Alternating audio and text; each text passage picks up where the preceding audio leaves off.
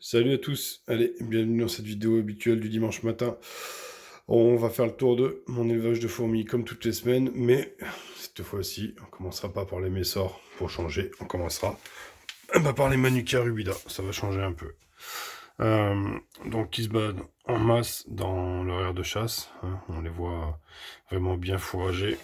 On va essayer de faire comme ça. Alors elles ont eu du vivant vendredi. Donc du coup, forcément, elles vont encore mieux. Elles cherchent de partout. Encore hier, elles ont eu le droit à des mouches. Beaucoup, beaucoup, beaucoup d'insectes en ce moment. Et surtout, voilà, je leur fais leur nourriture à elles parce que j'ai démarré par la même occasion un élevage de vers de farine qui est posé sur des graines suite à un conseil. Apparemment, c'est mieux que la farine, ça évite que les mues elles collent. Et effectivement, ils sont là depuis vendredi. Et j'ai beaucoup qui ont mué. On les voit bien blancs là au milieu. Et j'ai enlevé pas mal de mues et aucune collée. Bon, on n'est pas là pour parler des de farine. Donc on va continuer notre petit room tour Manica Rubida. Je vais me poser là, je vais essayer de vous éclairer. Donc là, les larves sont bien entassées. Parce qu'il y a le ver de farine qui est dessous. Donc j'aurais donné 3 gros vers de farine. Euh, elles ont pas tout bouffé une journée. Donc là, toutes les larves, on les voit bien en train de se nourrir. Il reste plus grand chose des vers de farine, à vrai dire. Donc c'est pas mal, ça leur manquait beaucoup. Donc l'avantage maintenant, c'est. Oula, mise au point. C'est que j'ai du vivant. Et vous voyez, on le voit là, le ver de farine. Et je vais pouvoir les nourrir tous les jours avec un ver de farine frais. Donc ça va être génial. Donc voilà. Beaucoup d'humidité. J'ai aussi rempli mes tubes. Donc on sait que chez les Manica, elles adorent cette humidité permanente. Voilà. Là, on voit une ouvrière qui trimballe. On sait pas trop quoi. C'est quoi ça, tout jaune? Je sais pas ce que c'est ça. Aucune idée. Oula, mise au point. Pourquoi j'ai perdu la mise au point? Pourquoi j'ai perdu la mise au point? Non. Ah. Je pense que c'est le reflet de lumière qui a fait ça. Donc je sais pas ce que c'était cet objet tout jaune. Mais bon voilà. Tout se passe bien ici. Chez mes Manica. Mon élevage de ver de farine a l'air de bien démarrer. Donc j'aurais mis de la patate. Je vous en parle, mais même si j'ai dit que j'en parlerai pas. Non, des bons verres bien gras. Vous voyez, ils sont tout frais. Donc voilà, bon, on se casse de verre de farine et on va monter voir maintenant les Camponotus crantatus. Alors, je vais les découvrir. Tac, doucement. En Camponotus crantatus, chez lesquels on a un magnifique couvain avec de jolis cocons. Alors, chez les crantatus, on a perdu une ouvrière cette semaine. Je l'ai retrouvée morte et même à moitié dévorée dans l'aire de chasse. Donc elles aussi, elles ont eu le droit au ver de farine frais. Alors sauf que quand il est vivant, elles y touchent pas. Alors, donc j'ai dû le couper en deux et là elles ont commencé à s'y intéresser. Donc du fraîchement tué pour les Cantatus, oui, mais pas de vivant. Enfin pour l'instant du moins. Donc voilà. On va voir par la suite. Donc elles sont plus que 14. Alors, est-ce que j'en ai une aire de chasse? Non, il n'y en a plus. Elles sont plus que 14. Super Jean. Vous voyez, les cocons, on en a un paquet. Hein. On a une petite grappe d'œuf ici. On a 1, 2, 3, 4, 5, 6. Au moins 6 cocons. Donc ça, c'est sympa. J'échauffe un tout petit peu moins en ce moment. J'échauffe plus qu'à 25 degrés. Il faisait un peu chaud sur cette étagère. Parce qu'à côté, j'avais Japonicus qui apprécie un petit peu moins la chaleur apparemment. Et qui m'ont fui le chauffage. Donc j'ai décidé... bon, j'ai chauffé à 26. Là maintenant, je vais chauffer à 25. Et ça va rester comme ça. On va passer sur les Japonicus. Qui, justement, vous voyez, quand je chauffais à 27 degrés, elles squattaient tout le temps ici, en permanence. Et depuis que je chauffe à 25, elles sont revenues se foutre ici. Alors ici, c'est là où je mets le tapis chauffant chez elles. Donc je pense qu'elles étaient un petit peu trop chauffées et qu'elles s'appréciaient pas. Donc voilà, le couvain, il est là derrière. Sous ses fesses, pardon.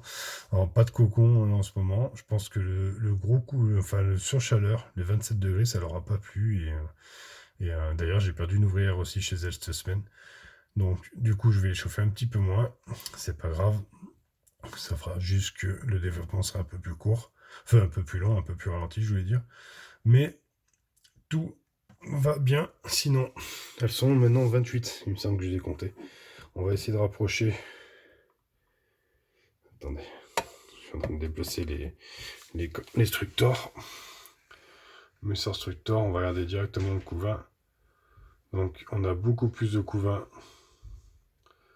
chez les structors. Alors, parce que du coup, comme je les ai mises, elles prennent bien la température des Crantatus. Donc, elles sont peut-être pas à 25 degrés comme les Crantatus, que le tube est un peu plus bas, mais elles doivent être au moins à 23-24. Et apparemment, ça a l'air de leur faire du bien à toutes. Voilà, là j'ai un média. Vous voyez, on voit que je chauffe parce que du coup l'humidité dans le tube est remontée. Donc ça, je vais déplacer le chauffage pour pas chauffer la partie, autant chauffe par-dessus, pour pas chauffer la partie de la réserve d'eau. Voilà. Dans le couvain, on peut voir qu'il y a une petite grappe d'œuf. Alors la mise au point pas géniale. On a des grosses larves, on a une nymphe aussi, il me semble bien là-bas au bout. Donc tout se passe bien aussi chez les Messor Structor. En tout cas, ah ouais, là on a une nymphe dans les mandibules de l'ouvrière. Donc c'est pas mal, ça annonce des futures naissances. Allez, on va les remettre à leur place où elles sont. Bordel, c'est l'étagère. Voilà. On va regarder. Vous voyez plus rien. Faut le dire hein, quand je zoome pas au bon endroit. On va regarder la Camponotus lateralis. Donc une petite mise au point, ça serait pas mal. Donc qu'est-ce qu'on a comme grappe d'œuf? On a. Pourquoi j'arrive pas à avoir une bonne mise au point? 1, 2. 1, 2, 3, 4, 5, 6. 6 œufs. J'ai l'impression qu'il y a une larve au milieu.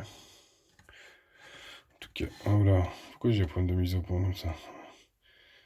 Non, c'est le reflet de lumière. Donc il y a 6 œufs maintenant. Donc depuis un peu plus d'une semaine, elle m'a fait un œuf par jour. C'est bien. Très très calme comme Jean. Vous voyez, elle reste en sa position quasiment toute la journée. Donc là, je l'avais nourrie. Elle avait une belle physiogastrie qui commençait à partir tout doucement. Mais bon, on attendra qu'elle ait les larves pour lui remettre un petit coup de liquide sucré. Ça l'avait quand même pas trop mal aidé. Enfin voilà, la lateralis va bien.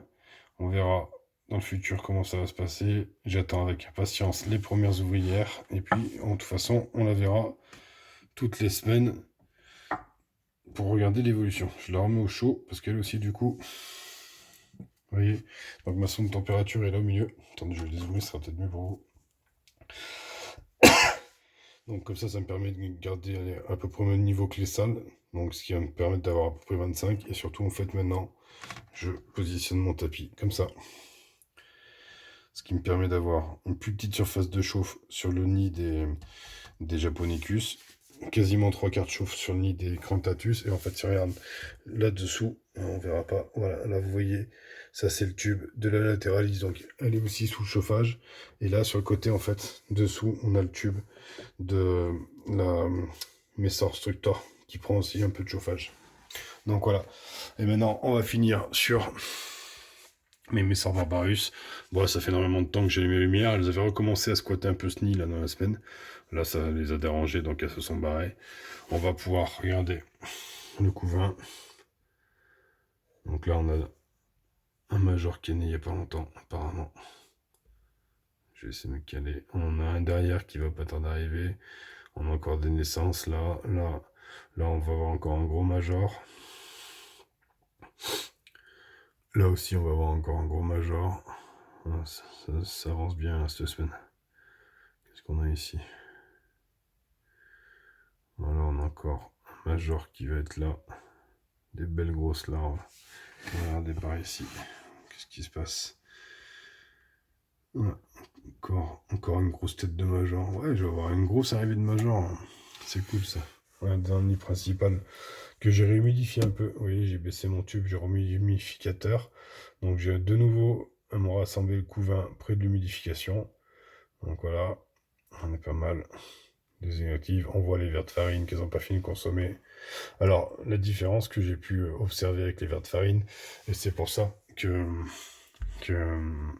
que j'ai modifié les choses. Quand je leur donnais du congelé, en fait, les verres de farine devenaient noirs en très très peu de temps, et en fait, elles me les mettaient au dépotoir. Donc, du coup, je me suis dit, je vais tester autrement que du congelé, d'où mon démarrage d'élevage de verres de farine frais. Ce qui permet en fait de leur donner du vivant ou fraîchement mort. Alors là, elles ont eu du vivant parce que ils venaient de muer, donc ils avaient une chitine transparente, enfin très blanche, donc elles ont réussi à les tuer facilement. Sinon après ils seront coupés en deux, mais en fait si je regarde bien, je leur ai donné 5 verres de farine et j'ai plus un seul morceau qui traîne. Donc réellement elles ont préféré manger le fraîchement tué au décongelé qui était moins bon. Alors j'ai nettoyé l'air de chasse dans la semaine. Donc ça sera pas représentatif du nombre de morts dans la semaine. On va regarder ce qui se passe là-bas. Ouais, le dépotoir n'a pas beaucoup changé. Je sais quoi, j'ai 1, 2, 3, 4. 4 cadavres. 5 cadavres, 6 cadavres. Ouais, 6 cadavres. J'ai nettoyé mercredi, je crois, donc... voilà. Hop. Il y a une petite coquine là. Là. Elle a profité que j'avais le doigt là à côté pour essayer de me chiquer, disons. Eh oui. Elle est passée où elle est tombée du coup. Donc voilà. Donc on a fait le tour de mon élevage pour cette semaine. Je vous remercie de me suivre. Ça me fait extrêmement plaisir. J'essaierai peut-être de vous mettre la vidéo bonus du nourrissage, mais je l'ai tourné vite fait mercredi, enfin quand j'ai eu vendredi, pardon, je vais dire mercredi. Je l'ai tourné vendredi quand j'ai eu des verres de farine frais, mais elle n'est pas de qualité ouf, donc je suis en train de regarder, peut-être je vais vous le upload en vidéo bonus mercredi, mais je sais pas trop encore, on verra, vous aurez la surprise. D'ailleurs, pensez à activer les notifications sur ma chaîne, parce que beaucoup me disent que ils n'ont pas une notification de mes vidéos, et en fait avec le nouveau truc YouTube, vous n'avez pas toutes les notifications de base en fait. Il faut aller sur la petite cloche et le mettre, sinon en fait vous recevez que certaines notifications. Donc voilà. Donc moi je l'avais sur ma chaîne et du coup j'ai dû le faire pareil sur tous ceux que je regarde, leur mettre toutes les notifications parce que je recevais une vidéo sur 2. Donc c'est à peu près gênant quoi. Allez, sur ce je vous laisse, je vous dis à dimanche prochain. Ciao ciao.